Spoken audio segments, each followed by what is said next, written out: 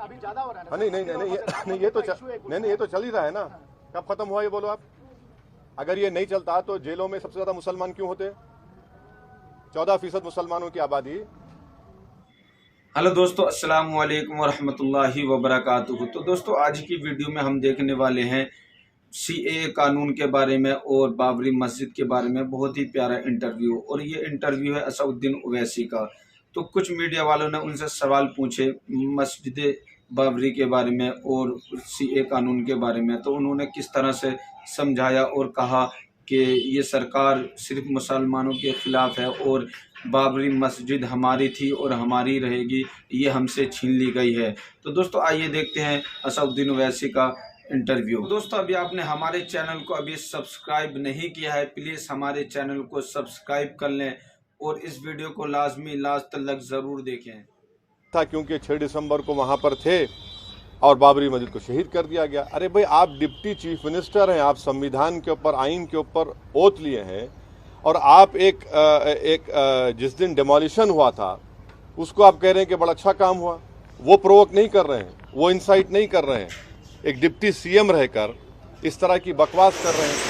और अगर देवेंद्र फडणवीस को इतना हिम्मत अब आ गई है तो कोर्ट में जाकर कहना था कि हाँ, मैंने तोड़ा मस्जिद को, कहना था ना। आपने नहीं कहा, डर के नहीं कहा आपने, और किसी को सजा नहीं हुई उसमें। तो डिप्टी सीएम है तो जाके कोर्ट में बोलना था कि हाँ, मैंने तोड़ा था। अब जितने लोग जो बोल रहे हैं, शिवसेना के लोग को बोल रहे हैं, बोलिए जाकर कोर्ट को, क्यों नहीं कहा आपने? इकबाल जुर्म कर लेते वहां पर। भाई, अगर आप डरते क्यों हैं जेल से? और ये प्राइम मिनिस्टर की सरकार ने उस क्रिमिनल जजमेंट के खिलाफ अपील नहीं की। और दूसरा, एकनाथ शिंदे जिसको बीजेपी सपोर्ट कर रही है, वो कह रहे हैं कि जो दरगाह है बरसों से, माने 200 साल 300 साल से दरगाह है, वो रहे, उसको हम चेंज कर देंगे। अरे भाई, आप मुख्यमंत्री है महाराष्ट्र के, आपकी नज़र में सब बराबर होना चाहिए, चाहे किसी का मजहब हिंदू हो या मुसलमान हो, ईसाई हो, दलित हो, या फिर आपके बौद्ध मजहब के हो या सिख हो। और आप एक समुदाय की, और वो भी मुख्यमंत्री रहते हुए, एक डिप्टी सीएम रहते हुए इस तरह की बकवास कर रहे हैं। तो ये मुख्यमंत्री, डिप्टी चीफ मिनिस्टर और जो मोदी कैबिनेट के मंत्री हैं, इन लोगों के हौसले इसलिए बढ़ चुके हैं क्योंकि जो जजमेंट आया है बाबरी मस्जिद के क्रिमिनल ट्रायल का और टाइटल डिस्प्यूट का जो मसला, तो उसके बाद ये लोग इनके हौसले बहुत बढ़ चुके हैं। इसलिए इस तरह की बातें कर रहे हैं, अनारकी फैलाने की, इंसाइट करने की, प्रोवोक करने की। एक डिप्टी सीएम है, एक मुख्यमंत्री और एक यूनियन मिनिस्टर है। तो ये सब जिम्मेदारी देश के वजीर आजम नरेंद्र मोदी पर आती है कि वो देश को बताएं क्या उनकी सरकार की क्या पॉलिसी है, बताएं हमको। सर, कांग्रेस एमपी अब्दुल खलीक ने उठा सकते हैं? मैं जब तक जिंदा रहूंगा 6 दिसंबर याद दिलाता रहूंगा। नहीं, सुनिए, मैं सुप्रीम कोर्ट का जजमेंट फाइनल है, तो क्या मैं 6 दिसंबर की याद नहीं दिलाऊं? 6 दिसंबर अगर नहीं होता तो जजमेंट क्या आता? गलती क्या है बोलने में? गोली मारेंगे क्या? गोली चला चुके हैं गाड़ी पे, अभी और चलाइए, और क्या करना है? मगर मेरा फ्रीडम ऑफ एक्सप्रेशन है, मैं एक सवाल उठा रहा हूं। अगर आप बोलेंगे नहीं उठा सकते, तो क्या भाई ये क्या इजराइल है या फिर आपको ये नॉर्थ कोरिया है? जमहूरियत है, मेरा इख्तियार है, मेरा हक है। मैं ये सवालात उठा रहा हूं, मैं चाहता हूं कि हुकूमत जवाब दे इन सवालात का। सर, कांग्रेस एमपी अब्दुल खलीक ने योगी सरकार से सवाल किया है सर कि जो अयोध्या में धन्नीपुर मस्जिद का भी से खुद पूछ लीजिए, मैं उस पार्टी का ना उनका कोई तर्जुमान हूँ। सर, ये सुप्रीम कोर्ट का जजमेंट आप बोल रहे हैं कि फाइनल है, आगे भी जो ज्ञान वापी का भी चल रहा है और कृष्ण, ये सुन लीजिए कृष्ण, आप जो मथुरा ईदगाह की बात कर रहे हैं, आज से 55 साल पहले मुसलमान और हिंदू भाई बैठकर उसमें तस्वीया कर लिए, कोर्ट रजिस्टर्ड एग्रीमेंट कराए, और उत्तर प्रदेश का सुन्नी वक्फ बोर्ड उसकी इजाजत दिया। मुसलमानों ने जमीन दी हिंदू भाइयों को और हिंदू भाइयों ने मुसलमानों को जमीन दी। करीब 8 एकड़ जमीन मुसलमानों ने दी। परनाले का जो परनाला जो बहता ना पानी का, उसका रुख बदला गया।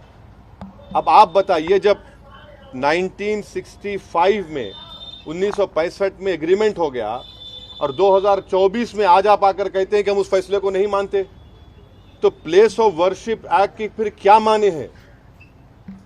इसीलिए मैं डिमांड कर रहा हूं कि देश के वजीर आजम की जिम्मेदारी है, कि उनकी गवर्नमेंट की जिम्मेदारी है कि वो खुलकर कह दें कि 1991 का प्लेसेस ऑफ वर्शिप एक्ट हमारे लिए एक बहुत अहम चीज है, हम उसके लिए उसके ऊपर स्टैंड बाई करते। सुप्रीम कोर्ट ने तो बाबरी मस्जिद केस में कहा ना इसके बारे में, ये हमारे बेसिक स्ट्रक्चर का हिस्सा सुप्रीम कोर्ट ने कहा था।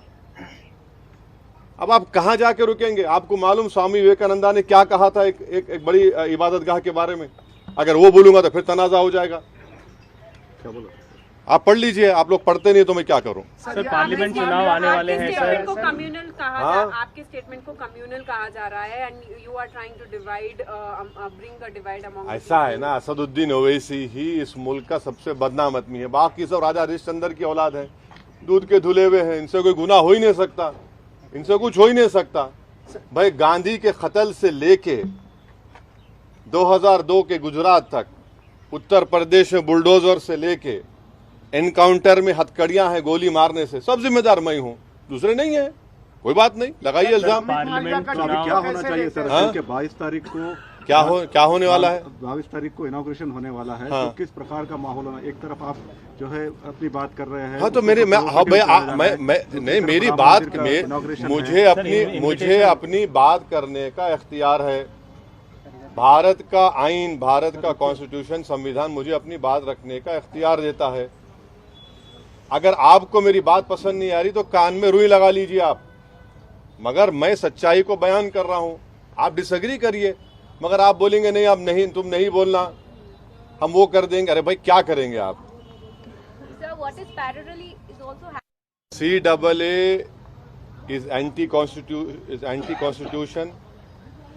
It is a law which has been made on the basis of religion, and please understand that CAA must be read with and understood with NPR NRC, which will lay down conditions of to lay down conditions to prove your citizenship of this country. And I'm telling you, if that happens, it will be a grave injustice, especially to the Muslims, to the Dalits, and to the especially poor people of India, irrespective of which caste and religion they belong to. It is unconstitutional because it is made on religion. Secondly, it has to be understood with NPR NRC. But sir, somebody who is genuinely a resident of this country, regardless of the religion, do they have to also fear? Isn't it fear mongering that's being put by the opposition as? Why is the BJP not accepting the Supreme Court monitored NRC in Assam? Why? It was a Supreme Court monitored. Why are they disagreeing? Why is that Chief Minister saying that he will do it again? You cannot make a law on the basis of religion, and especially citizenship. You want to give citizenship to the Hindus of Pakistan, Afghanistan, Nepal, other South Asian countries, feel free to do that. No one stops you. But to make a law, you have to understand Citizen Amendment Act with NPR and NRC. You have to see those conditions which have been put there. This will be a grave disaster. Sir parliament चुनाव आने वाले हैं sir, BJP का बड़ा plan है राम मंदिर के inauguration के बाद 25 जनवरी से 25 मार्च तक मेगा कैंपेन करेंगे, लोगों को डिवोटी जो भी आ रहे ये एक बड़ा वो तो कर रहे हैं वो लोग। और सर इस देखिए, बार उनका स्लोगन है इस बार 400 पार और तीसरी बार मोदी सरकार। देखिए 1989 में अरे तो रैली फैन बना रहे, 1989 में बीजेपी को बाबरी मस्जिद याद आई। उसको क्या बोलते हैं? पालनपुर रेजोल्यूशन। उससे पहले ना विश्व हिंदू परिषद बात करी, उससे पहले ना आरएसएस बात करी। 1925 में आरएसएस बनी, ना महात्मा गांधी उसके बारे में बात करे, ना वल्लभ भाई पटेल बात करे, ना तिलक बात करे। 1989 में बीजेपी पालनपुर रेजोल्यूशन में राम मंदिर का रेजोल्यूशन पास करी। ये बात आपको समझना है, आप लोगों को देश को समझना है। उससे पहले इनको याद नहीं था। विश्व हिंदू परिषद बनी 1960s में, उसमें नहीं था ये। पालनपुर का रेजोल्यूशन 89 में बना। अब जाहिर है बीजेपी तो इसी पे पॉलिटिक्स कर रही है ना। आप नौजवान बेरोजगार है, 2 करोड़ नौकरियां देते बोले आजा। आप प्राइम मिनिस्टर बोल रहे कि हम फरवरी तक 13 लाख देंगे। महंगाई आसमान को छू रही है, मगर आप ये इशू को उठाएंगे। लोग बोल रहे हमारे को खाने को खाना नहीं है, तो आप कुछ और देना चाह रहे। ये उनका असल है, एजेंडा ये है। 2000 स्क्वायर किलोमीटर पर चीन घुस के बैठा हुआ है। 65 में से 25 पेट्रोलिंग पॉइंट हम खो चुके हैं, उसमें देशभक्ति याद नहीं आती। हाँ, आप ये बात कर रहे हैं तो ये देश देख रहा है। सर, नए amended law hit and run को लेकर काफी विवाद चल रहा है सर। हिट एंड रन का जो लॉ है, मैं पार्लियामेंट में खड़े होकर इसकी मुखालिफत करा था, मैं स्पीच भी डाला उसकी। क्रिमिनल जूरिस्प्रूडेंस में आप 2 साल से 10 साल कर देंगे, ये क्या है भाई? ये क्या बनाना चाह रहे इस मुल्क को आप? ठीक है, वो गलत है, क्राइम है, मगर 10 साल कैसा करेंगे आप? और उसमें आप बेल नहीं होंगी। मैं उस वक्त वार्न करा था लोकसभा में मेरी स्पीच में, मगर 306 आप लोग आज हवा में उड़ रहे हैं, जमीन पे पैर ही नहीं है आपके। अब जब पूरे ट्रक ड्राइवर्स निकल गए और पूरा शहर जाम हो गए, शहरा जाम हो गए, रोड पे पेट्रोल नहीं, डीजल नहीं, तो जब इनको ख्याल आया, क्यों प्राइम मिनिस्टर मोदी और अमित शाह आवाम रोड पे निकले डरते हैं लोग? अबे पार्लियामेंट में हम बोले आपको वार्न करे मत करो ये काम आप, मगर आप नहीं सुने। मैं फिर से कह रहा हूं, ये जो नया तीनों फौजदारी के कानून लाए, ये रोलेट एक्ट की याद दिलाता है। मैं फिर से कह रहा हूं, अगर आज महात्मा गांधी और भगत सिंह रहते तो बोलते ये तो रोलेट एक्ट है, ये इससे बहुत नुकसानात होने जाएंगे, बहुत से परेशानी होने जाएंगे। अब देखना इसका गलत इस्तेमाल होगा बहुत। सर आखिरी सवाल सर नहीं मालूम मैडम क्या होगा, कोर्ट का जजमेंट क्या आएगा, मैं कैसा प्री जज कर सकता हूँ ना? आप क्या कहना कर नहीं, मैं नहीं कर सकता। देखने 2024 में अगर 3 मुद्दे पब्लिक के सामने हैं आपके हिसाब से, तो क्या रहेंगे और ये इलेक्शन कहाँ जा रहा है 2024 में? 2024 में सबसे बड़ा मुद्दा है इस देश की जो 50% आबादी जो नौजवान है, बेरोजगार है, वो सबसे बड़ा मुद्दा है। दूसरा मुद्दा है महंगाई का। तीसरा मुद्दा है चीन का, जिस तरीके से चीन हमको परेशान कर रहा है और ये गवर्नमेंट जो है खामोश बैठी हुई है। ऐसे कई 1-3 मुद्दे तो आप बोल रहे हैं, मगर बहुत से अवामी तकलीफ के मुद्दे हैं जो लोगों को परेशान कर रहे हैं। और क्या इंडिया ब्लॉक प्रधानमंत्री मोदी को नहीं, मेरा उससे ताल्लुक नहीं है भाई। आप उनका जो इससे ताल्लुक है उनसे पूछिए, आप वो आपको मुझसे बेहतर जवाब दे सकेंगे। सर, दिग्विजय सिंह ने बताया नहीं, वो सब वो मेरा ताल्लुक। 2024 से पहले हिंदू मुस्लिम मस्जिद और मंदिर की राजनीति चल रही है कि क्या ये इसको लेके वोटर्स पोलराइज नहीं होंगे? किस तरह से आप समझ रहे? ये नहीं चल रही थी पहले ये, मगर अभी ज्यादा हो रहा है। हाँ, नहीं, ये तो चल ही रहा है ना। कब खत्म हुआ ये बोलो आप? अगर ये नहीं चलता तो जेलों में सबसे ज्यादा मुसलमान क्यों होते? 14% मुसलमानों की आबादी, 20% जेल में है और 16% कन्विक्शन होता है। और जो तरक्की है होती है, जो इंटर जनरेशनल ऑपरेबिलिटी मोबिलिटी बोलिए, क्यों मुसलमानों में कम है? क्यों मुसलमान भारत की लोकसभा में कम क्यों? खाली 5-5.5% है। ये है ना, ये फैक्ट है। अगर ये फैक्ट नहीं होता तो भारत की पार्लियामेंट में, लोकसभा में जितने मुसलमानों की आबादी है, कम से कम 50 जीत कर जाते, 55 जीत कर जाते। नहीं हो रहा है क्योंकि आप जो बोल रहे वो है वो। और 2014 से तो और बढ़ गया है ये। बीजेपी के पास एक मुस्लिम एमपी नहीं है। बीजेपी तो टिकट भी नहीं देती किसी को, मगर सबका साथ, सबका विकास, सबका विश्वास का बाजा बजाते हैं जरूर। सॉफ्ट हिंदुत्व ने बल्कि एक्चुअल हिंदुत्व फॉलो कर रहे हैं सब लोग। ये फैक्ट है। Sir, we can not afford another Godhra.